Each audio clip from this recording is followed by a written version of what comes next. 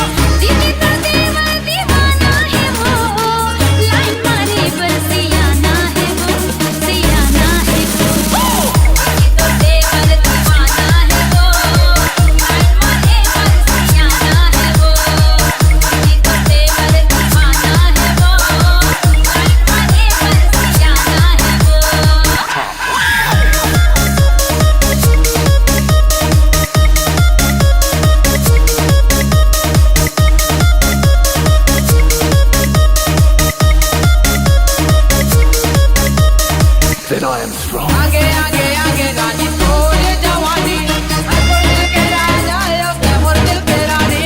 मैं तो दिल के राजा यो ते मोर दिल के रानी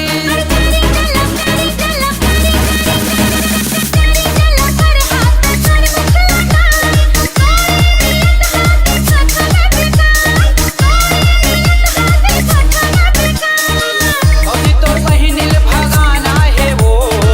जिंदगी ये घर सन बिताना है वो ओजी तो बहिनी पटाखा है वो पटाखा है वो ओजी तो बहिनी पटाखा है वो टनटना टनटना है वो ओजी तो बहिनी पटाखा है वो टनटना टनटना है वो DJ SYK, exclusive remix, remix, remix, remix.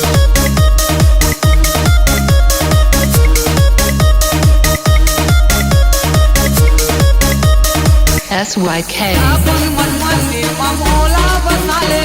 मोर दिल के तार मोर दिल में लगा ले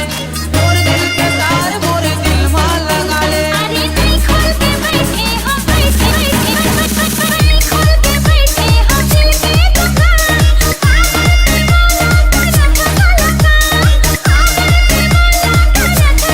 फौजी तोर बहिनील पटाना है वो